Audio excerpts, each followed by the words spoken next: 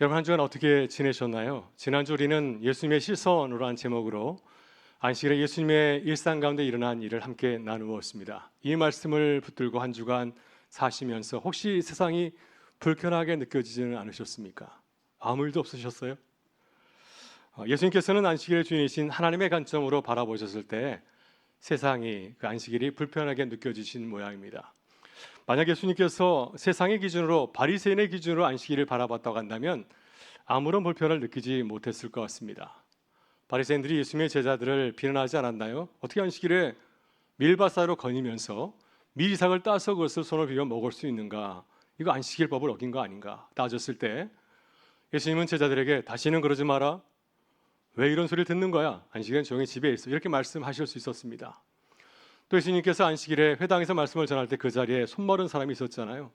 바리새인들이 주목하고 있었습니다. 혹시 안식일에 병자를 고치는 거 아니야? 이런 시선을 바라볼 때 주님은 그 마음을 들으시고 그 병자를 향하여서 다른 날 오세요. 내가 고쳐드리겠습니다. 이렇게 말을 할 수 있었습니다. 그러나 예수님께서는 안식의 주인이신 하나님의 시선을 바라보게 될 때 그 날이 무척 불편하셨던 모양입니다. 왜냐하면 세상은 주님처럼 세상을 바라보는 것이 아니라 바리새인처럼 가난한 제자들 또 몸이 불편한 사람들의 관점에서 그들을 이해하고 배려하려고 하지 않았기 때문이죠. 그래서 예수님께서는 이 염을 무릅썼습니다. 내가 이날 제자들을 변호하거나 또 아픈 사람을 고쳐주면 분명히 문제가 될 터인데 그럼에도 불구하고 이 염을 무릅쓰고 예수님께서는 제자들을 변호하셨고 손 마른 사람들을 고쳐주신 것입니다. 여러분, 우리는 매주일 말씀을 함께 나누고 있고요. 또 새벽마다 또 큐티 말씀, 또 민수기의 말씀을 나누고 있지 않습니까? 이 말씀을 들으면 세상을 어떻게 바라보고 계시나요? 우리도 주님처럼 하나님의 시선을 바라보면서 마음이 좀 불편해지면 참 좋겠습니다. 주님의 마음으로 바라보고 또 어떻게 이 불편한 세상을 우리가 섬길 수 있을까? 이런 마음으로 걸어가는 제자들의 삶의 여정이 되길 간절히 소망합니다. 앤디 컵이라는 사람은 대학생 시절 한 30년 전이죠. 프린스턴 대학, 미국 최고의 명문 대학인 프린스턴 대학에 다니는 학생이었습니다. 근데 그는 프린스턴 대학을 다니면서 불편한 사실을 발견하였습니다. 매우 중요한 사실을 발견하였습니다. 프린스턴 대학에 다니는 학생들이 두 부류로 나눈다는 사실을 알게 되었습니다. 한 부류는 누구일까요? 부유한 집안에서 자란 학생들입니다. 이 학생들은 어려서부터 좋은 환경에서 공부를 하였기 때문에 또 명문 사립 고등학교를 졸업하게 되었고 또 이미 대학 공부를 준비하고 들어온 학생들이었습니다. 공부하는 전혀 어려움이 없었습니다. 또 한 부류의 사람들은 가난한 집안의 학생들이었습니다. 이 학생들은 미처 준비가 되었지 못했기 때문에 대학에 들어와서 갑자기 높은 학문을 배우니 얼마나 힘들고 어려웠는지 모릅니다. 앤디 컵은 프린스턴 대학에서 학생들 간의 이 교육의 차이를 보면서 미국 교육의 현실을 뼈저리게 느끼게 되었습니다.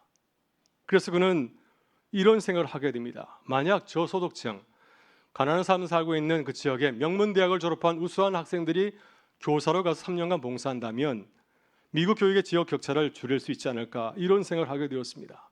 이런 아이들을 배경으로 이제 대학 졸업 논문을 쓰게 되었고요.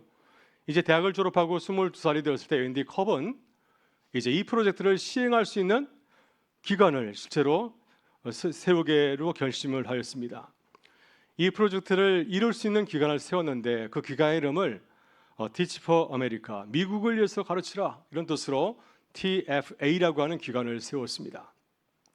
처음에 많은 사람들은 앤디 컵에 대해서 큰 박수를 보내주지 아니하고 오히려 그의 계획이 현실감이 없다고 비웃음을 주었습니다. 그의 지도 교수도 다 좋은데 현실성이 떨어진다. 누가 여기 참여하겠느냐? 이런 얘기를 전해주었습니다. 놀라운 일이 일어났습니다. 1989년 앤디 컵이 이 프로젝트를 가지고 기업가, 기업인들, 사회 지도 인사를 만나서 이 프로젝트를 설명하게 되었을 때 첫 해에 모인 기금이 얼마인지 아세요? 250만 달러가 모였습니다. 또 그리고 전국 미국 100개, 이 상위 100개 대학의 졸업생들에게 이것을 보냈는데 그 중에 무려 2,500명이 내가 참여하겠다고 신청서를 보내왔습니다. 그래서 앤디 컵 이 기관에서 Teach for America 이 기관에서는 1990년 첫 해에 이들 중 500명을 선발하여서 이 가난한 지역의 학교로 교사를 파견을 하였습니다. 여러분, 주님의 눈으로 세상을 바라보면 세상이 아름답게 보이나요? 세상이 아름답지 않습니다. 불편하게 짝이 없고 또 왜곡된 현실을 바라보게 되지 않겠습니까? 하지만 이것은 아주 자연스러운 일이고 주님께서 우리에게 주신 마음인 줄 믿습니다. 우리가 주님의 시선을 바라보고 또 주님이 기뻐하신 일에 참여하는 것이 바로 그리스도인들의 삶의 모습인 줄 믿습니다. 그래서 우리가 매주 주의 말씀을 우리가 함께 나누고 그 시선을 바라보면서 주의를 발견하고 또 참여하는 그런 은혜가 그런 제자의 삶이 될 수 있기를 주의 이름으로 축원합니다. 오늘 말씀은 예수님께서 한 바리새인의 식사 초대를 받은 그 자리에서 일어난 이 일입니다. 이 자리에서 주님은 한 여인을 만나게 되었는데 그 여인은 극진한 대접을 받고 깜짝 놀랐습니다.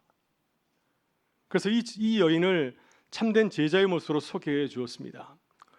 그래서 이 시간 주님께서 말씀하신 여인을 함께 생각하면서 우리의 모습을 돌아보고 또 주님이 기뻐하시는 제자의 모습을 또 깨닫고 또 나아가는 은혜가 함께하기를 간절히 바랍니다. 어떤 바리새인이 예수님을 자기 집으로 초대해서 식사를 대접하였습니다. 당시 유대인들은 이제 아주 유명한 교사나 랍비가 자신 마을에 와서 해당에서 말씀을 전하고 나면은 그분을 모시고 식사 대접을 한 모양입니다. 예수님 역시 회당에서 말씀을 전할 때 보통 교사가 아니었죠. 예수 말씀 전하면은 사람들이 깜짝 놀랐습니다. 그 말씀의 권위를 느끼고 깜짝 놀라지 않았습니까? 또 예수님께서는 단순히 말씀을 잘 전하신 것이 아니라 치유와 이적 또 행하지 않았습니까? 예수님에 대한 소문이 널리 퍼지게 되었고 많은 사람들이 주님을 보기를 원하셨을 겁니다. 그래서 주님께서 말씀을 전하신 이후에는 많은 사람들이 예수님을 초대해서 식사를 대접하려고 하지 않았을까요? 이 바리새인도 예수님에 대해서 관심을 갖게 되었습니다. 그런데 예수님에 대한 소문은 좋은 것만 있는 것은 아니었습니다. 예수님에 대해서 아주 나쁜 소문도 있었습니다. 왜냐하면 예수님께서는 가난하고 또 소외된 사람들이 멀리하는 사람들을 가까이 하셨고 그들을 위해서 아주 많은 사역을 하셨기 때문이죠. 오늘 보면 바로 앞단락에 있는 34절을 보게 되면 예수님께서 여인들과 세리들이 가까워하는 모습을 보시면서 예수님을 비난하는 이 바리새인의 말이 등장합니다. 이렇게 그들이 말하고 있습니다. 인자는 와서 먹고 마시매 너희 말이 보라 먹기를 탐하고 포도주를 즐기는 사람이요 세리와 죄인의 친구로다 하니 예수님을 향하여서 비난하였습니다. 저 예수는 다 좋은데 먹기를 탐하고 포도주를 즐기는 사람이다. 또 예수님을 죄인과 세리의 친구라고 고상한 사람들 가까이 하는 것이 아니라 사회적으로 문제가 된 사람들을 늘 가까이 한다고 예수님을 비난하지 않았습니까? 예수님을 초대한 바리새인도 예수님을 존경하지만 이 부분이 싫었을 겁니다. 그래서 확인하고 싶었을 거예요. 예수님을 자신의 집에 초대해서 식사하며 대화를 나누면서 이분이 정말 우리가 기대하는 그런 분인가 하는 것을 확인하고 싶었을 것입니다. 그래서 예수님을 자신의 집에 초대하지 않았을까요? 이 바리새인은 아주 경건한 신앙을 가진 사람이기 때문에 어떻게 식사 자리를 마련했을까요? 아주 정결하게 율법에 따라서 부족함이 없이 깨끗한 식사를 잘 준비했을 것입니다. 근데 이 중요한 식사 자리에 갑작스럽게 한 여인이 뛰어들어왔습니다. 갑자기 일어난 일이었습니다. 또 이 여인은 그 마을에서 평판이 좋지 못한 사람으로 알려져 있습니다. 아마 이 여인은 예수님께서 바리새인의 집에 왔다는 소식을 듣고 주인의 허락을 구하지 아니하고 갑작스럽게 불청객으로 이 가정에 뛰어들어온 것이죠. 향유가 담긴 옥합을 가지고 이 가정을 찾아왔습니다. 일이 너무나 갑작스럽게 일어나는 바람에 바리새인은 손을 쓸 틈이 전혀 없었습니다. 만약 잘못하게 되면 이 여인을 거칠게 다루게 되면은 그 식사 자리가 망가지지 않겠습니까? 또 예수님이 계시는데 자신이 거칠게 행하게 되면 그것은 무례하게 보일 수도 있습니다. 예수님도 마찬가지로 손님으로 이 자리에 찾아가기 때문에 어떻게 이 바리새인의 집에 찾아온 여인에게 함부로 대할 수 있겠습니까? 어떻게 엄하게 말씀하실 수 있을까요? 그러니 바리새인은 아주 불편한 시선으로 이 여인을 바라보았을 것입니다. 이 여인은 평판이 좋지를 못하였고 사람들이 다 아는 것처럼 도덕적으로 문제가 있고 또 그리고 율법에 따르면 부정한 죄인으로 여겨진 사람이기 때문이죠. 그래서 바리새인은 말은 하지 못하고 그 마음속은 아주 시끄러웠을 겁니다. 아주 불편한 마음으로 또 아주 당황한 마음으로 그녀를 바라보지 않았을까요? 또 게다가 이 여인이 예수님에게 행한 그 행동도 아주 파격적이고 충격적이었습니다. 새학은 성경은 38절에서 이 여인의 행동을 아주 생생하게 묘사하고 있는데요. 한번 그 현장을 생각하면서 같이 한번 읽어보겠습니다. 그는 예수님 뒤쪽에 발 옆으로 선 다음 울면서 눈물로 예수님 발을 적시기 시작했다. 그러고는 자기의 머리카락으로 예수님의 발을 닦아드렸다. 또 그 발에 다정하게 입 맞추고 향유를 드리고 있었다. 그래서 이 말씀을 보게 되면 이 여인이 예수님에게 행한 행동을 그냥 요약해서 한마디로 말하지 아니하고 아주 구체적으로 마치 그림을 그리듯이 이렇게 우리에게 보여주고 있습니다. 저자인 누가는 이 여인이 예수님께 보여준 헌신을 특별히 8개의 동사로 8가지 행동으로 나뉘어서 우리에게 소개해주고 있습니다. 먼저 이 여인은 예수님의 위치를 알아내었습니다. 예수님이 어디 앉아 계시는가. 둘째로 향유가 담긴 옥합을 준비해 오지 않았습니까? 셋째로 예수님의 발 곁에 가서 그 옆에 섰습니다. 네 번째, 이 여인은 울음을 터뜨렸고요. 다섯 번째, 눈물로 예수님의 발을 씻겨드렸습니다. 여섯 번째, 예수님의 발이 눈물로 적자 자신의 머리카락으로 그 발을 닦아드렸고요. 일곱 번째, 예수님의 발 앞에 입을 맞추었습니다. 그리고 마지막으로 이 여인은 예수님의 발에 향유를 부어드렸습니다. 하지만 바리새인은 그 여인의 행동을 보면서 감동받은 것이 아니라 이 여자는 수치스럼도 없이 이 정결한 사람들이 모여 식사하는 곳에 왜 참여한 것인가, 큰 충격을 받았습니다. 또 이 모든 상황, 이 갑작스러운 상황을 누구에게 책임을 돌렸습니까? 그 여인에게 돌린 것이 아니라 예수님께 돌렸습니다. 만약 예수님이 참된 선자라면 이 여자가 어떤 여자인지를 알고 그녀를 이 자리에서 내쫓았을 것이 아닌가. 이렇게 아무 상을 모르고 있는 것을 보게 되면 이 예수님은 나보다도 못한 선자가 아닌가, 이런 마음으로 주님을 조롱하기까지 하였습니다. 예수님께서는 바리새인간을 다 아시고 그에게 말씀하셨습니다. 예수님께서는 바리새인의 생각에 동의한 것이 아닙니다. 어서 이 여인을 내쫓으라 이렇게 말씀하신 것이 아니라 이 식사 자리를 망친 이 여인을 크게 칭찬하셨습니다. 주님 그 이유를 비유로 들어서 말씀하지 않습니까? 예수님께서 바리새인에게 이 여인을 빗대어서 이런 비유를 들려줬습니다. 어떤 사람들이 돈을 빌렸습니다. 어떤 사람은 50데나니온, 또 어떤 사람은 500데나니온을 빌렸습니다. 여러분, 데나니온은 유대인의 화폐의 단위이죠. 한 데나니온은 노동자의 하루 품삯입니다. 만일 하루의 품삯이 10만 원이라 한다면 50데나니온은 얼마가 되나요? 500만 원. 또 500데나니온은 얼마일까요? 5천만 원이나 됩니다. 그래서 한 사람은 500만 원, 한 사람은 또 5천만 원, 이렇게 돈을 빌렸습니다. 근데 돈을 빌려준 사람이 보니까 두 사람 다 채무 능력이 전혀 없습니다. 그래서 어떤 마음을 품은지 모르지만 두 사람의 모든 빚을 다 탕감해 주기로 하였습니다.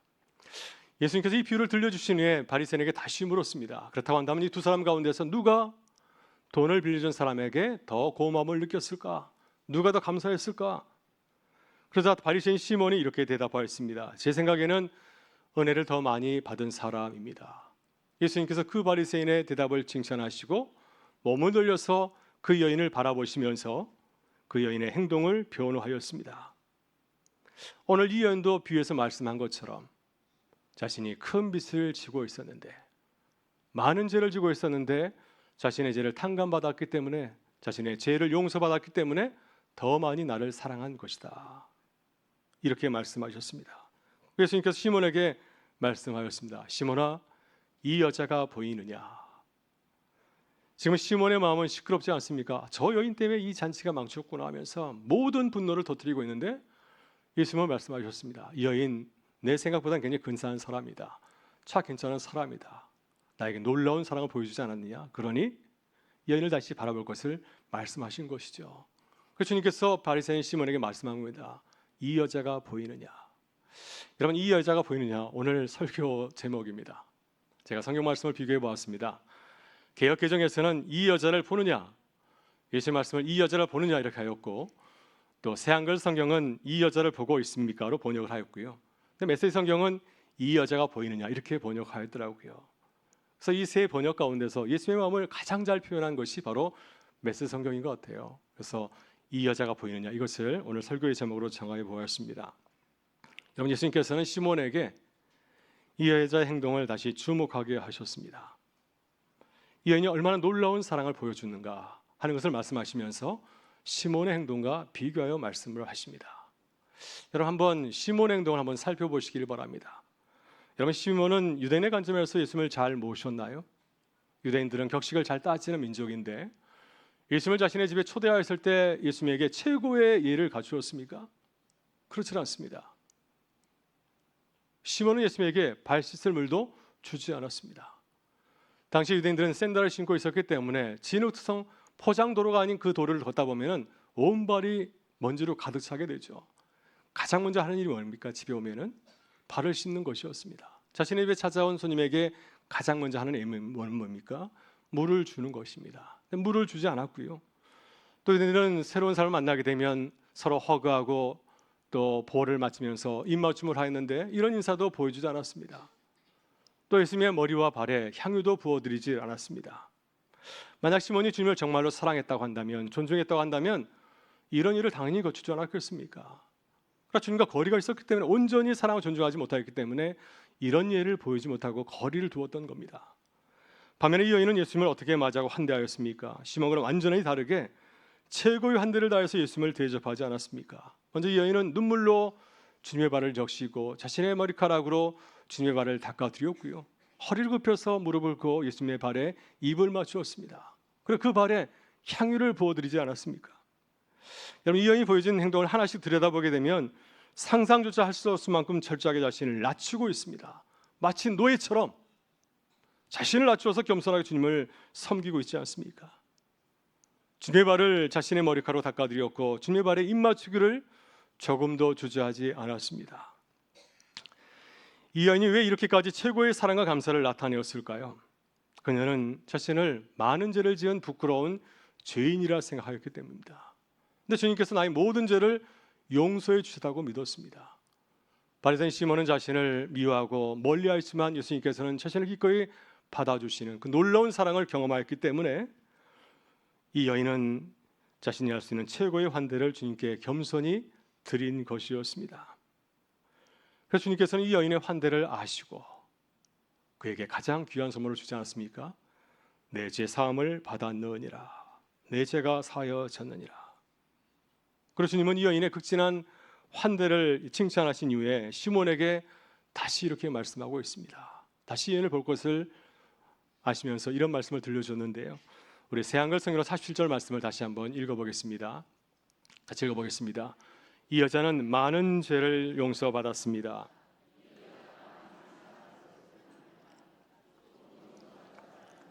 조금 사랑합니다. 이 말씀은 이 여인과 시몬의 모습을 잘 보여주고 있습니다. 이 여인이 나를 극진히 대접한 것은 많은 죄를 용서받았다고 믿고 있기 때문이죠. 그러나 바리새인 시몬이 주님을 덜 대접한 것은 조금 사랑하고 조금 감사함을 느끼고 있기 때문이라고 하는 것입니다.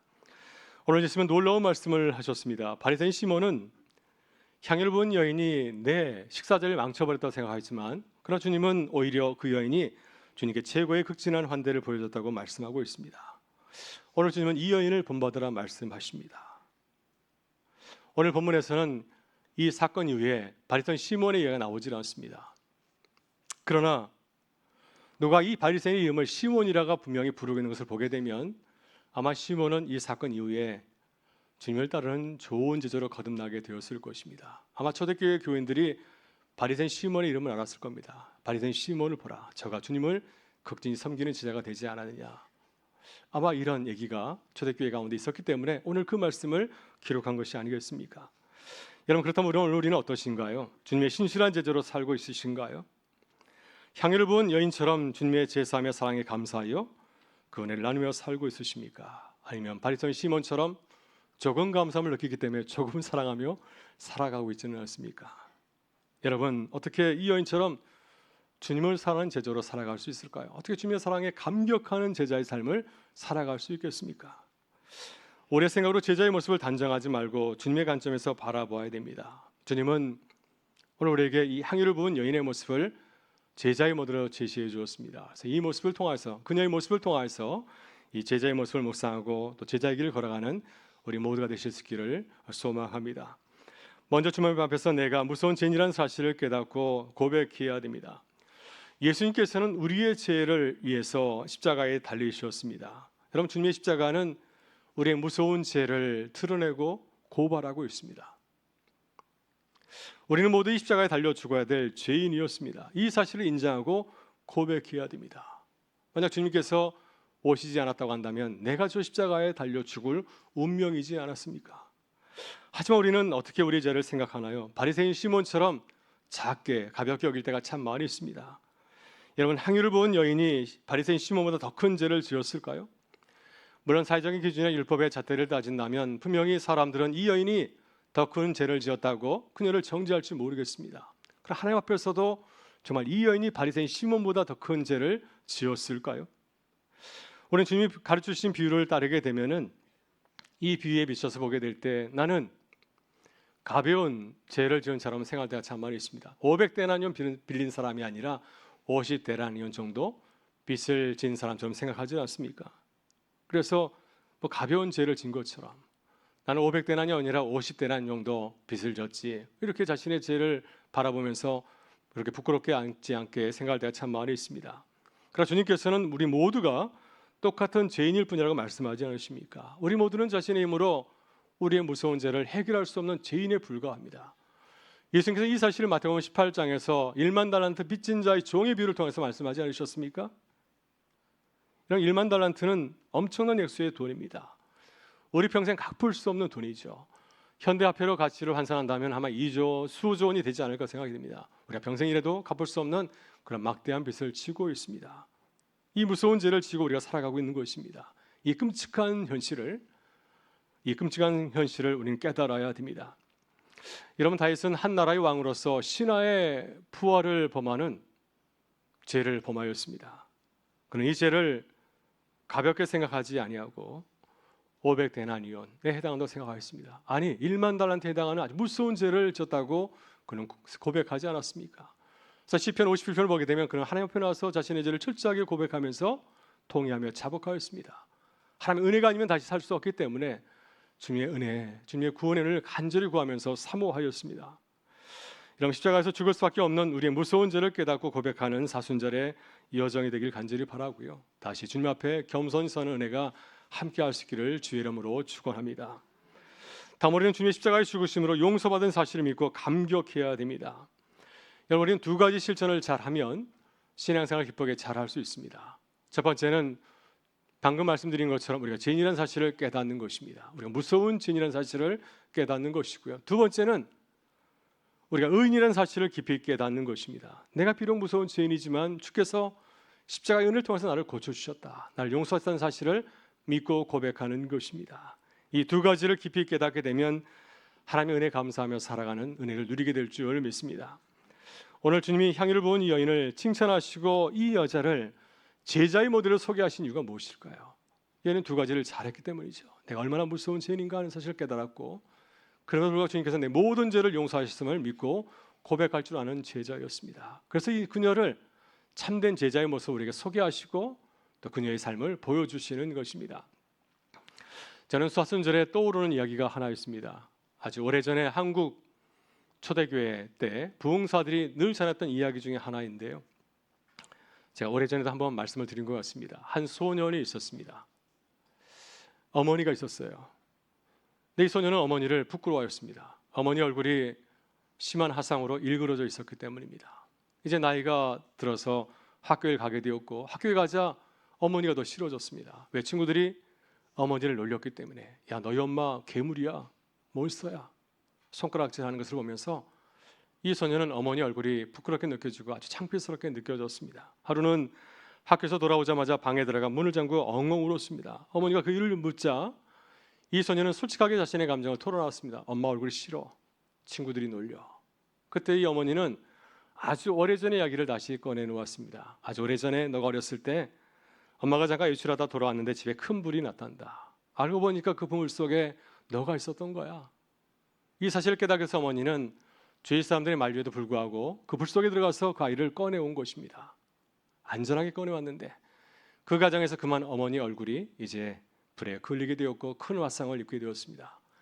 그 동네에서 가장 아름다운 미인으로 알려졌던 어머니 얼굴이 이 불 속에서 이렇게 일그러지게 된 것이었습니다. 이야기를 처음 들은 소녀는 깜짝 놀랐습니다. 엄마가 나를 위해서 구속을 한 것을 알면서 더 이상 이제 엄마의 얼굴이 부끄러운 것이 아니라 자랑스럽게 느껴졌습니다. 왜냐하면 엄마의 그 얼굴은 나를 사랑하는 그 사랑의 증거였기 때문이죠. 여러분, 이 소년의 모습이 곧 우리의 모습인 줄 믿습니다. 우리 위해서 십자가에 죽으신 주님의 은혜를 깨닫고 또 주님을 바라보면서 감사하는 삶을 살아가는 우리 모든 제자들이 될 수 있기를 간절히 바랍니다. 여러분, 오늘 우리는 주님의 십자가를 바라보면서 깊은 감동과 또 감사를 누리고 계신가요? 매일의 삶 속에서 이 사순절을 보내면서 주님을 묵상하면서 주님이 주신 그 크신 은혜와 사랑을 감격하면서 하루하루를 살아가고 있으신가요? 오늘 주님께서는 우리에게 향유를 부은 여인을 바라보라 말씀하십니다. 이 여자가 보이느냐?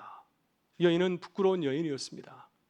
자신의 부끄러운 죄를 알았지만 자신의 모든 것을 용서해 주신 주님 앞에 나가서 눈물로 그 발을 적시고 자신의 머리카락으로 닦아주고 그 발에 입맞추고 기쁜 마음으로 향유를 부어드렸습니다. 여러분, 우리 이 여인처럼 십자가 은혜를 다시 회복하실 수 있기를 바랍니다.